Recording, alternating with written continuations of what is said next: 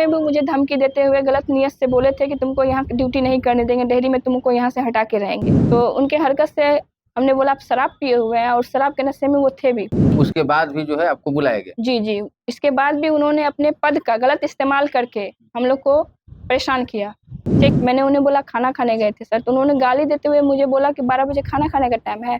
तो उन्होंने इस चीज़ को इग्नोर करने के लिए मुझे बैड टच करते हुए मुझे गाल पकड़ के बोले थे कि रिजवी तुम मेरा भाई है, ऐसा मत करो। जगह पे कोई भी इंसान होता तो एक सेकंड के लिए वो सुन्न हो जाता कि अभी तो छोड़ दे, इन लोग को मेरा गलती था, हम नशा में थे।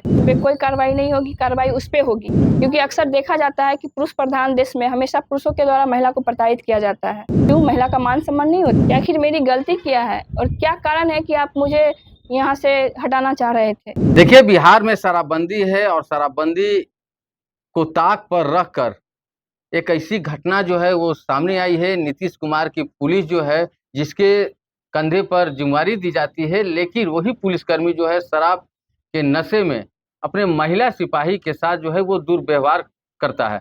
हमारे साथ महिला सिपाही 112 की महिला सिपाही हमारे साथ नीतू कुमारी मौजूद है और हम इनसे आप बीती पूरी कहानी को जानेंगे।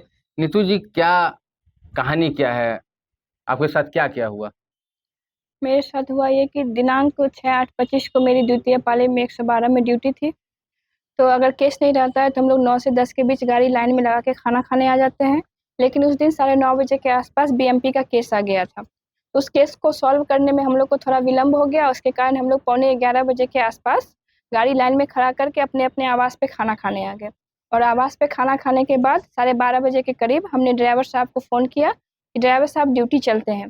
तो ड्राइवर साहब ने बताया कि सोनू सार्जेंट है, वो गाड़ी रोके हुए हैं। हमने पूछा क्यों रोके हुए हैं? आपने उन्हें बताया नहीं कि हम लोग खाना खाने आए हैं और केस से लेट आए हैं? उन्होंने बोला कि मैंने सारा बात बताया है, लेकिन वो फिर भी नहीं माने और कुछ लिख पढ़ रहे हैं और चाय के दुकान के पास गाड़ी रोके हुए हैं, नहीं जाने दे रहे हैं। आप लोग को यहीं बुला रहे हैं। तो हम इस घटना की सूचना अपने सीनियर को दिए। तो हम लोग वहाँ चाय के दुकान के पास गाड़ी के पास पहुँचे। गाड़ी के पास पहुँचते ही हमने वहाँ पे पहले से ही सार्जेंट सोनू थे अपने सरकारी बाइक पे और सादे लिबास में नशे में थे। तो हमने उन्हें जय हिंद किया, तो उन्होंने इस चीज़ का जवाब नहीं दिया, बोला इधर आओ। तो हम गए तो उन्होंने बोला तो सार्जेंट सोनू हैं जी, क्या वो उस वक्त जो आप बोल रहे हैं प्राइवेट गाड़ी पे थे? क्या वो प्राइवेट नहीं, सरकारी गाड़ी पे। सरकारी गाड़ी, वो ड्यूटी में भी थे वो? नहीं, उनका कोई, ये जांच में साफ पाया गया कि उनका कोई ड्यूटी शेड्यूल नहीं था। उनका कोई ड्यूटी नहीं? नहीं। उसके बाद भी जो है आपको बुलाया गया? जी, इसके बाद भी उन्होंने अपने पद का गलत इस्तेमाल करके हम लोग को परेशान किया, चेक किया, जबकि उनका कोई ये ड्यूटी शेड्यूल नहीं था उस दिन चेक करने का। वो बुलाए और वो भद्दे लैंग्वेज में मुझे बोले कहाँ गई थी रे? मैंने उन्हें बोला खाना खाने गए थे सर। तो उन्होंने गाली देते हुए मुझे बोला कि 12 बजे खाना खाने का टाइम है। मैंने उन्हें बोला गाली मत दीजिए सर। तो उनके हरकत से हमने बोला आप शराब पिए हुए हैं, और शराब के नशे में वो थे भी। तो उन्होंने इस चीज़ को इग्नोर करने के लिए मुझे बैड टच करते हुए मुझे धक्का दिया। मतलब कि शराब के नशे में धुत थे और उसके बाद आपके साथ एकदम जी, दुर्व्यवहार किया गया, बेड टच भी किया गया। जी। ये पूरी घटना कहाँ हुई थी? ये पूरी घटना पुलिस लाइन के सामने चाय दुकान है, उस चाय दुकान के पास हुई। मतलब उनका इतना हिम्मत हो गया कि शराब के नशे में भी थे, शराबबंदी बिहार में लागू है, उसके बावजूद भी आपके साथ दुर्व्यवहार किया गया? जानबूझ के सिर्फ मेरी ही गाड़ी चेक की, जिस पे मेरी ड्यूटी थी उसी गाड़ी को चेक की, क्योंकि उस समय और भी 112 की गाड़ी लगी हुई थी, लेकिन उन्होंने उस गाड़ी सबको चेक नहीं किया, सिर्फ मेरी गाड़ी को चेक किया। जी। उसके बाद क्या बोला गया? उसके बाद ये जो मेरे साथ दुर्व्यवहार किए, अश्लील हरकत किए, तो इस चीज़ को रोकने के लिए जो मेरे साथ कार्यरत पीटीसी थे 435 फजल अहमद रिजवी, उन्होंने रोका उनको। तो उनसे भी वो बाता-बाती बहस करने लगे, उनको भी रेते करने लगे। तो उन्होंने भी उनको बोला, जिस तरह से वो बिहेव किए, सबको पता चल गया कि वो नशे में है। तो उन्होंने बोला भी कि आप नशे में हैं, लाइए हम आपका चेक करते हैं। तो वो इस चीज़ से भागने लगे और भाग के चाय दुकान के अंदर चले गए और माफ़ी मांगने लगे। हमने बोला कि आपने ऐसा घटना किया है, ये कहीं से आपका नहीं बनता है करने का, हम अभी एसपी सर को इस चीज़ की सूचना देते हैं। तो उन्होंने इस बात को सुन के बहुत पैर हाथ जोड़ के माफ़ी मांगने लगा और माफ़ी मांगे उनसे भी, और जो मेरे साथ कार्यरत थे उनको भी गाल पकड़ के बोले थे कि रिजवी तुम मेरा भाई है, ऐसा मत करो, अगर तुम लोग कंप्लेन कर दोगे तो मेरी नौकरी चल जाएगी। तो माफ़ी मांगने की सारी हद वो पार कर दी उस समय। अगर उस जगह पे कोई भी इंसान होता तो एक सेकंड के लिए वो सुन्न हो जाता, वो जिस तरह से वो माफ़ी मांग रहे थे। तो माफ़ी मांगे और बोले कि जो हम लिखे हैं वो खुद हम फाड़ देते हैं, लाओ हमसे गलती हो गई, अब दोबारा ऐसा गलती कभी नहीं करेंगे। वो रजिस्टर मंगा के ड्यूटी पंजी भी फाड़े यहाँ तक कि वो खुद ड्यूटी भी लिख रहे थे, लेकिन नशे में रहने के कारण वो 2-3 शब्द ही लिखे और छोड़ दिए, बाकी बात मेरे द्वारा उस ड्यूटी को पूरा किया। उस समय वो माफ़ी मांग के पूरा पैर हाथ जोड़ के, यहाँ तक कि अपने बचाव के खातिर अपना मोबाइल नंबर हमारे साथ का जो पीटीसी थे उनको दिए कि तुम लोग को कोई परेशान करेगा तो हमको बताना, अपने प्रतिरक्षा के लिए वो इस चीज़ को किए थे। और फिर हम लोग को माफ़ी मांग के ड्यूटी भेज दिए और खुद भी वहाँ से चले गए। जब रिटर्न हम लोग गश्ती करके आए चाय दुकान के पास, तो चाय दुकान वाले ने बताया कि सर आपके जाने के बाद वो धमकी देते हुए बोल रहे थे कि अभी मेरी गलती है। नहीं, आपके पैर पे गिरा है, आपसे जो भी गलती हुआ वो आपसे क्षमा भी मांगे। हाँ। और उसके बाद भी फिर आपको धमकी भी दी। जी, मतलब हम लोग के जाने के बाद उस चाय दुकान पे बोल रहे थे, और चाय दुकान पे जो उपस्थित थे लोग, वो लोग हम लोग को बोले कि सर आपके जाने, मतलब जो हमारे साथ कर रहे थे पीटीसी, उनको बोले कि सर आपके जाने के बाद वो धमकी देते हुए बोल रहे थे कि अभी तो छोड़ दे इन लोग को, मेरा गलती था, हम नशा में थे। ज्वाइनिंग कब किए थे? हम ज्वाइनिंग किए थे ये 27/5/2021 को किए थे जी। 4 साल हो रहे हैं। 4 साल हुआ 4 साल हो रहे जी। हैं। 4 साल में आपको भी फेस करना पड़ा, जिसके कंधे पे जुम्मेवारी है। जी। सरकार जी। आपको पेमेंट देती है जी। सभी लोग को जो है सुरक्षित रखने के लिए। जी। आवाज़ आप ही के महिला सिपाही के साथ ऐसा हो गया। फिर उसके बाद आप कहीं आवेदन दिए वरीय अधिकारी को? जी, हमने आवेदन दिया। शिकायत किए? जी। हाँ, क्या बोला गया? हम इस चीज़ को एसपी सर के सामने भी रखे थे, तो एसपी सर ने उस समय बोला कि उन्हें हम लोग के मिलने से पहले ये बात उनके संज्ञान में जा चुकी थी, वो इस चीज़ से अवगत थे। तो हमने फिर भी अपना कहानी बताया उनको, जो मेरे साथ घटा था उस घटना को बताया, तो उन्होंने बोला कि मैं तुम्हारे बात से संतुष्ट हूँ, मैं जानता हूँ कि तुम निर्दोष हो, तुम पे कोई कार्रवाई नहीं होगी, कार्रवाई उस पे होगी, और उसका क्या होगा ये तुम देख लेना। और क्या कहते हैं, हमने उन्हें ये भी बताया कि वो पूर्व में भी मुझे धमकी देते हुए गलत नियत से बोले थे कि तुमको यहाँ ड्यूटी नहीं करने देंगे, डेहरी में तुमको यहाँ से हटा के रहेंगे। मतलब कि पहले भी धमकी दिया गया था। तो जब आपको धमकी दिया गया था तो उस वक्त आपने आवाज उठाई कि हमें सीनियर अधिकारी से कहा हमें धमकी दिया जा रहा है? तो मुझे उस टाइम ऐसा लगा नहीं कि ये इतना सीरियस लेके ईगो पे चल रहे हैं, क्योंकि उनसे मेरा ड्यूटी था 112 का, और हम लाइन से बाहर अपने फैमिली के साथ रहते हैं, तो मेरा लाइन आना जाना होता नहीं था, सिर्फ ड्यूटी के दौरान ही होता था। इस चीज़ से हमको उनसे कभी मुलाकात नहीं होती थी, और ना ही उनसे किसी से भी मुझे कोई मतलब रहता था, तो इस चीज़ को हम इग्नोर कर दिए थे उस टाइम। और मुझे ये नहीं पता था कि वो इस चीज़ को ईगो पे लेके चल रहे हैं और सीरियस लेके चल रहे हैं, और वो एक मौके की तलाश में थे कि कब इस पे मौका मिले जो हम इसको। तो क्या है कि आपको सस्पेंड कर दिया गया? जी। कितने लोग को सस्पेंड किया गया? मुझे और मेरे साथ का आए थे जो पीटीसी थे उनको, दोनों लोग को सस्पेंड दोनों लोग को, वो भी गलत आरोप लगा के कि ये लोग को 6 तारीख और 7 तारीख को चेक किए तो ये लोग अनुपस्थित थे, जबकि मामला कुछ और था। जो पुलिसकर्मी जिस तरह से आपकी हरकत जो गलत किए, क्या वो अभी कार्यरत है? जी, अभी कार्यरत है। वो अभी कार्यरत है, आप लोग को सस्पेंड कर दिया गया। क्या कुछ जांच वगैरह हुआ आप लोग के ऊपर, या फिर इसी तरह? नहीं, हम लोग सस्पेंड करने के पूर्व हम लोग पे कोई जांच नहीं हुआ, कोई स्पष्टीकरण नहीं हुआ, सीधे हम लोग को विभागीय द्वारा कोई जांच नहीं? नहीं, कोई जांच सिर्फ सस्पेंड कर दिया गया? सस्पेंड कर दिया गया डायरेक्ट। एक पक्ष का बात सुनकर आपको सस्पेंड? जी, सिर्फ एक पक्ष में फैसला दिया गया था। आपने और कहीं वरीय अधिकारी के पास आवेदन दिए अपनी बात को रखें? जी, हम अपने न्याय के लिए अपने वरीय पदाधिकारी के पास भी दिए हैं, डीआईजी सर के पास भी दिए हैं, एसपी सर के पास दिए हैं, आईजी सर के पास भेजे हैं, और डीजीपी पटना भेजे हैं, एडीजीपी पटना भेजे हैं, और महिला आयोग पटना भेजे हैं अपने आवेदन को। क्या लगता है कि जिस तरह से बिहार के मुख्यमंत्री नीतीश कुमार हैं, क्या आपको लग रहा है कि न्याय मिल पाएगा? आपको भरोसा है?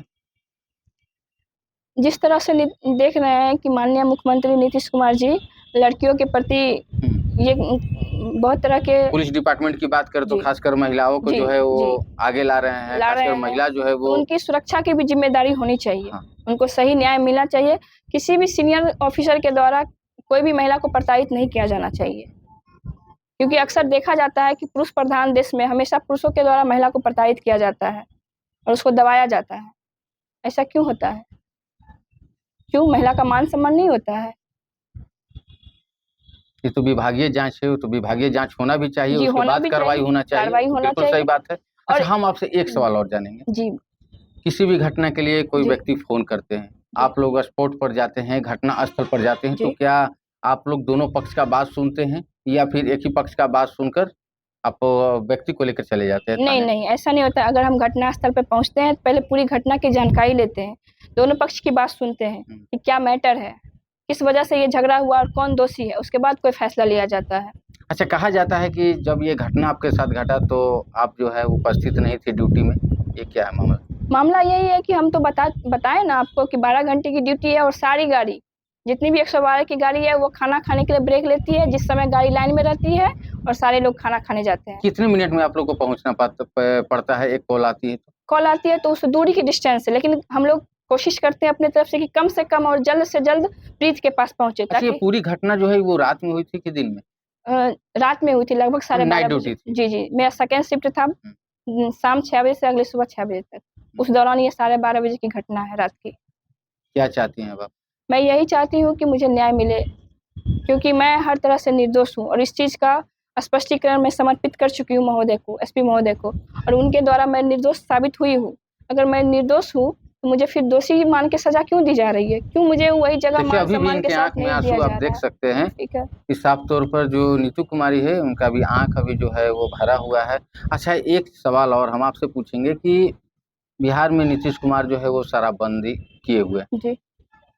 तो क्या इस तरह से जो आप ही का डिपार्टमेंट के जो लोग हैं, वो शराब के नशे में धुत होकर बॉडी टच करते हैं, तो ऐसे कहीं न कहीं जो है बिहार पुलिस पर वो दाग लगती है, लोगों के बीच संदेश जाएगा, वो भी नेगेटिव जाएगा, उसको किस तरह से आप देखते इस पे जो दोषी है उस पे कार्रवाई की जाए, उनको संरक्षण ना दिया जाए, सही जांच करके उनका जो सजा है वो सजा दिया जाए, ताकि आगे से कोई ऐसा गलती ना करे। अच्छा, कभी आपको पहले ऐसा लगा कि शराब के नशे में भी वो ड्यूटी वगैरह करते थे इससे पहले? नहीं, मुझे उनसे कोई ताल्लुक नहीं है, मुझे उनसे कोई आमना-सामना नहीं होता पहले था। से भी कुछ अनबन हुआ होगा आप लोग दोनों के नहीं, बीच में? अनबन तो कभी नहीं हुआ, बस वो पहले हमको धमकी दे चुके थे एक पहले बार। धमकी दे चुके जी, हैं। जी, जिस समय लगभग 1.5 साल पहले। आखिर ऐसा क्या हुआ कि आपको धमकी देना पड़ा उनको कि यही जानकारी तो मैं भी जानना चाहती हूँ उनसे, कि आखिर मेरी गलती क्या है और क्या कारण है कि आप मुझे यहाँ से हटाना चाह रहे थे? आखिर मैं यहाँ ड्यूटी नहीं करती थी, या मेरा शिकायत आपको जाता था, या पब्लिक के द्वारा किस तरह का आपको शिकायत जाता था जो मुझे यहाँ से हटाने पे आप तुले हुए थे? और मेरे साथ जो कार्यरत पीटीसी हैं, उनको बेवजह